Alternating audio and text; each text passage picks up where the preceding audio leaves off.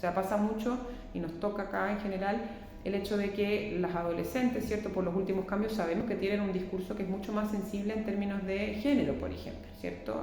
Producto de la lucha feminista, producto de la necesidad de una educación no sexista, producto de ciertas políticas que han reconocido de alguna manera la desigualdad de género, porque ha existido siempre a lo largo de la historia, pero parece que era necesario que se reconociera, ¿cierto? Claro. En el discurso público hay un discurso que es muy pro derechos, o sea, reconocimiento de los derechos, pero pasa en la intimidad de las relaciones de pareja entre adolescentes que los mismos sesgos sexistas, los mismos estereotipos de género, la misma división de roles tradicional de género también se repite, ¿sí? Y muchas veces esos sesgos sexistas son de alguna forma señales de alerta frente a la ocurrencia de situaciones de violencia de género en la relación de pareja. Entonces, volviendo a la pregunta, efectivamente necesitamos que este cambio de paradigma no sea solamente en el discurso, sino que efectivamente entendamos que el ejercicio de derechos sexuales y reproductivos parte por reconocer que todas las personas tenemos derecho a ser reconocidas como personas en cuanto a la toma de decisiones que tenemos. Yo creo que el reconocimiento del otro como un igual, yo creo que es un punto de partida que suena muy básico, pero la verdad es que es necesario realizarlo. Y para eso tiene que estar acompañado claramente de políticas públicas que vayan en sintonía. Nosotros, a propósito de eso, estamos de hecho trabajando con el Ministerio de Educación, a propósito también del trabajo que se está haciendo en las jornadas de educación no sexista desde el Ministerio, porque efectivamente sabemos que no solamente se requiere generar discusión con estudiantes, ¿cierto?, en el espacio del aula, sino que también hay que involucrar a la comunidad escolar completa. Es súper importante el rol de la familia, porque insisto, en la familia repite muchos mitos que nunca fueron aclarados de forma oportuna en sus propias infancias. Entonces, así como lo repiten la familia, también lo repiten profesores, profesoras, docentes, profesionales de la educación, que requieren tener espacios de reflexión para identificar estos sesgos, porque finalmente estamos todas, todos, todes trabajando respecto a la identificación de estos sesgos, porque nos hemos dado cuenta lo mucho que nos han afectado a todas las personas. Acá no solamente hablamos de que se integre la perspectiva de género de forma transversal para beneficiar a las mujeres, estamos pensando o proteger a las disidencias, sino que estamos pensando en que todas las personas de alguna manera por este ordenamiento tradicional de género se han visto perjudicadas.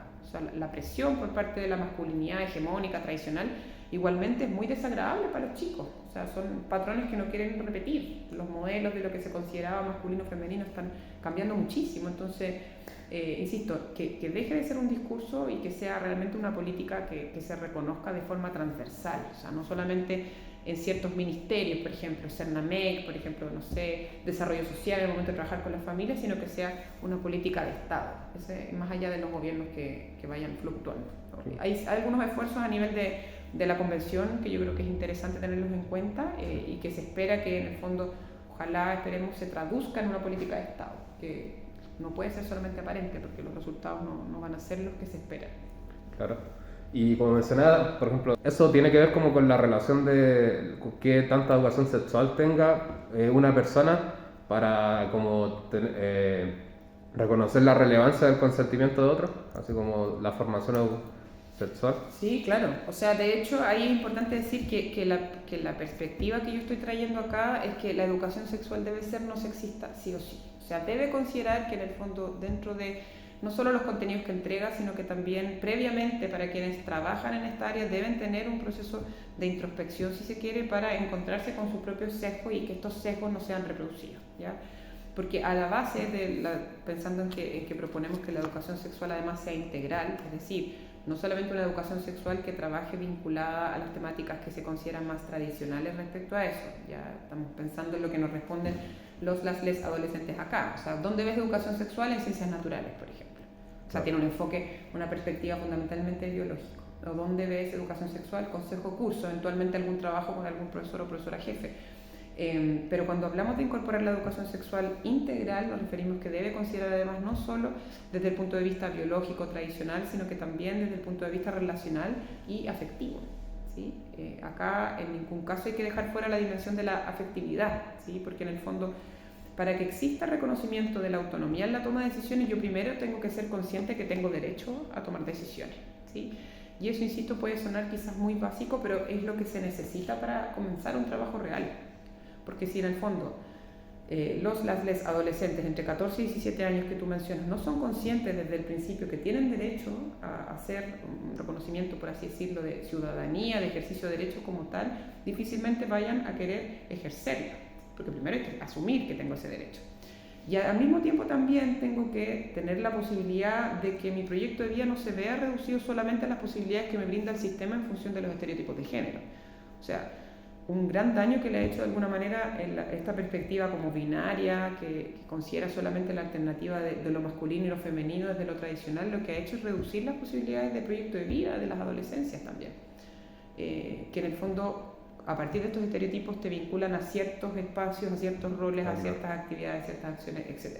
Entonces, cuando asumimos que la educación sexual es integral, es decir, que considera otras dimensiones de las personas, no solo la relación sexual en sí misma y la prevención del riesgo, pensamos que además debe existir una dimensión de la educación sexual no sexista, porque en el fondo traspasamos esta lógica binaria y entendemos que las posibilidades respecto a cómo me siento, con quién me siento atraído o cómo me siento respecto a mi cuerpo son múltiples, o debieran ser muchísimo más amplias de las que probablemente percibimos cuando éramos chicas o tiempo atrás, digamos, cuando se intentaba asumir educación sexual en esta área. Entonces, sí, debe ser no sexista, sí, debe ser integral y también debe tener una perspectiva de alguna forma, como mencionan algunas compañeras acá en el equipo, que cada compañera, digamos, trabaja ciertos temas, que es la sexualidad positiva, es decir, que en el fondo no sea una sexualidad que sea centrada en el riesgo, sino que también una sexualidad que esté vista desde el punto de vista de la toma de decisiones. Y ahí es súper interesante considerar que incluso ya no se está hablando del consentimiento sexual sea el aprendizaje a decir que no, ¿sí? Porque finalmente cuando a mí se me enseña desde chico, desde chica, a que debo aprender a decir que no, yo asumo que eso que yo estoy evitando es negativo. ¿Sí? Claro. O sea, que yo tengo que alejarme de todo aquello que se relaciona con la sexualidad, porque al parecer aprender a decir que no es evitar un riesgo, ¿sí? Entonces se deja de lado toda la otra dimensión de la sexualidad vinculada a la salud propiamente tal, al bienestar, al disfrute, al placer, que también forma parte, digamos, de este proceso en este grupo etario que tú mencionas. O sea, si hacemos una educación sexual oportuna, ¿cierto? También entregamos una visión saludable respecto a la sexualidad, porque si es que los factores de riesgo se disminuyen, la vida sexual o la experiencia de la sexualidad en la adolescencia puede ser muy positiva para el desarrollo, ¿sí? Claro. Entonces, si es que consideramos traspasar esa lógica y en el fondo ahora se habla no de un no, sino que de un sí entusiasta, o sea, que en el fondo la persona efectivamente se manifieste de acuerdo respecto a lo que sí desea y no, rompemos con esta lógica también de la sexualidad patriarcal, como te mencionaba, que las mujeres en el fondo nos cuidamos de los riesgos, evitamos embarazo y satisfacemos la necesidad natural del hombre, que es como la lógica más tradicional, para pasar a un discurso donde hablamos de que todas las personas tienen derecho a vivir una vida libre, digamos, de violencias también en su sexualidad, con un respeto a su identidad, a su orientación sexual, y que no solamente se disminuya el riesgo, sino que también se favorezca lo saludable, ¿cierto? Que claramente tiene que ver con la noción de que la sexualidad debe ser placentera, y para ser placentera debe ser también autónoma, nadie debe decidir por mí. Entonces eso se vincula mucho con el tema del abuso sexual que ustedes están investigando.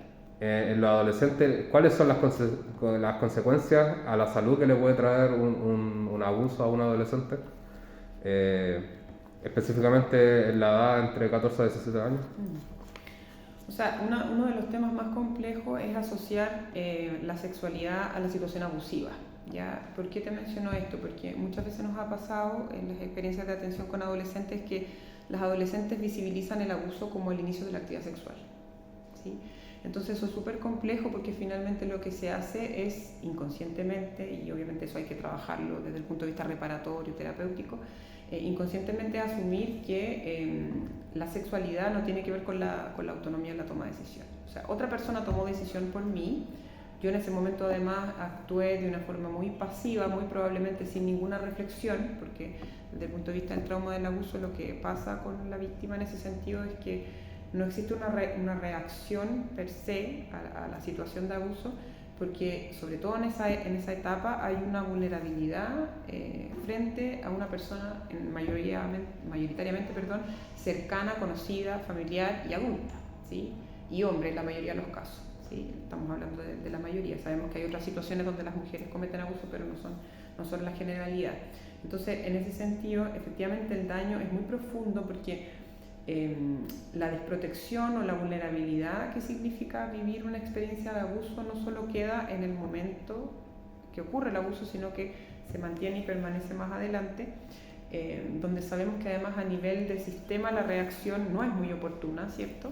Pues pensemos en el mejor de los casos, si un niño o niña adolescente en ese grupo etario que mencionas revela esta situación a su familia, reconoce alguna figura protectora, cuando se enfrenten a la situación de denuncia, también en el mejor de los casos que eso se quiera realizar, se van a encontrar con otras barreras que la misma forma en que reacciona el sistema judicial o jurídico penal no es coincidente con la forma en que el abuso se vive. O sea, ¿qué quiero decir con esto? Que lo que muchas veces pasa en estos casos es que la no resistencia activa, es decir, que la víctima no se resista al abuso, pareciera ser un factor que de alguna manera reduce el daño del delito mismo. O sea, esto no estoy pensando más allá de los abusos sexuales intrafamiliares, o sea, los abusos sexuales que ocurren, digamos, en la vía pública por un desconocido.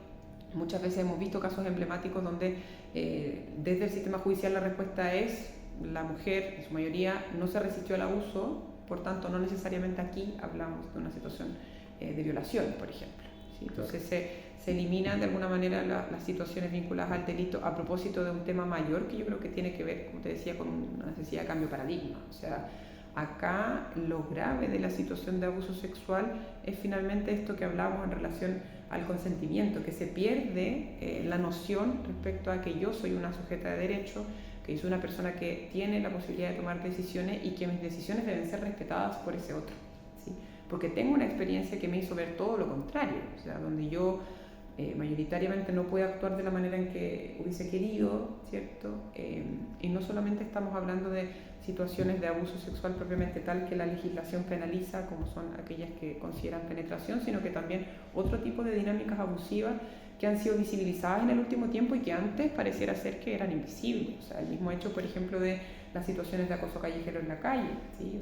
Callejero redundante, las situaciones de acoso en espacios públicos, ¿sí? Porque finalmente el hecho de que una persona traspase los límites de mi intimidad en un momento que además el contexto ni siquiera tiene sentido con la situación e incluso no tuviese. O sea, muchas veces los contextos que también se han cuestionado, ¿cierto? Que tienen que ver con, no sé, en contextos más de carretes, por ejemplo, que está muy en boga el tema de la situación de abuso sexual entre pares, es justamente el cuestionamiento a los límites, ¿sí? Claro. Y la falta de noción respecto a tengo derecho a que esos límites que yo impongo sean respetados. Entonces esos límites tienen que ser conscientes y la sociedad, tanto en la respuesta parcial por parte del sistema judicial como en los discursos públicos, más allá de lo que hablábamos, de que sigue siendo revocable pero en la práctica no se lleva a cabo, lo que hace justamente es desdibujar la capacidad que yo tengo de tomar decisiones autónomas, ¿sí? ¿Considera que existe una relación entre los adolescentes abusados y los embarazos adolescentes en general? ¿Una relación directa, dices tú? ¿Algún tipo de relación? Como que una puede llevar a otra. O sea, no me atrevería a decir que efectivamente esa es la relación causa-efecto. Ya uno podría mencionar que existe efectivamente un grupo de adolescentes que viviendo situaciones de abuso resulta embarazada, ¿sí? Ahora, respecto a eso, decir que la política pública vigente, o sea, la ley de interrupción voluntaria del embarazo en 3 causales, justamente la tercera causal de violación buscaba de alguna forma visibilizar estos casos y entregar las alternativas para que en caso que no se quisiera seguir adelante con el embarazo producto del origen de este embarazo, ¿cierto?, no consentido de la relación sexual, pudiese interrumpirse, ¿ya? Ahí decir que sí, eso efectivamente está estudiado, hay procesos, digamos, en curso de revisiones en torno al tema, de que en la discusión en torno a esta ley, justamente en esta tercera causal, cuando se hablaba de la posibilidad de interrumpir embarazos producto de violación en el caso de adolescentes, se pensaba que el número de denuncias y por ende el número también de casos que se constituyeran en esta causal iba a ser muchísimo mayor del que ha sido, ¿sí? O sea, finalmente algo está pasando, ¿cierto?, que las adolescentes que se sitúan en esa vivencia, ¿cierto?, han vivido esa experiencia y finalmente resultan embarazadas producto de una violación, no están llegando de forma oportuna, porque además en esta causal es la única causal que tiene límites de edad gestacional para interrumpir. Y en general las adolescentes que resultan embarazadas producto de abuso no develan el embarazo desde el principio y además no lo conocen desde el principio también. Es muy probablemente que eso ocurra en una etapa posterior a las semanas que sí menciona la ley, ¿cierto? En el caso de menores de 14 años son 14 semanas y en el caso de mayores de 14 años son 12. Entonces lo que yo sí podría decir es que efectivamente el abuso sexual, ya sea intrafamiliar o extrafamiliar, independientemente de aquello, ¿cierto?, expone al adolescente a una situación de embarazo claramente porque no hay un ejercicio autónomo de derecho. Nosotros, en general, desde el punto de vista de la educación sexual, lo que vamos a proponer es que el inicio de un método anticonceptivo o el inicio, al menos, de la consejería en salud sexual y reproductiva se asocie previo al inicio de la actividad sexual, en el fondo que el adolescente, recibiendo una consejería oportuna y una educación sexual oportuna, pueda de alguna manera prever que va a iniciar actividad sexual y que tenga la información suficiente antes de iniciar actividad sexual e inicie un método anticonceptivo si así lo considera antes de la actividad sexual. Lo mismo en el caso de los chicos, también la forma en que pudieran eventualmente conocer las formas de prevenir de forma oportuna antes de exponerse a una situación como esa. Entonces, si efectivamente esto ocurriera, ¿sí?, podríamos pensar que el riesgo de embarazo producto de una violación fuese menor, porque en el fondo la prevención es oportuna, pero el daño, digamos, más allá del embarazo mismo, que ocurra o no, va en justamente el no respeto al establecimiento de límite y el no respeto a la autonomía de la toma de decisiones. Entonces, finalmente, si bien no es causa-efecto desde mi punto de vista, hay un alto porcentaje de adolescentes que sigue estando expuesta a este tipo de riesgo y que además hay una política pública que, si bien está vigente, como te decía, la ley de interrupción voluntaria del embarazo, al parecer, para acceder efectivamente a este tipo de prestación, algo está pasando antes porque no ocurre de forma oportuna. Entonces ahí pasa finalmente por la detección que puedan realizar de forma más activa quizás la atención primaria de salud, por ejemplo, o los establecimientos vocacionales, que finalmente todos los casos que se logran identificar pasan por profesionales o equipos de profesionales muy motivados, comprometidos con la adolescencia y que tienen las redes disponibles, porque finalmente una situación puntual para ser intervenida de forma adecuada requiere un trabajo en red. Entonces estamos hablando de un trabajo interdisciplinario que considere al menos el ámbito de la salud y la educación trabajando de forma conjunta.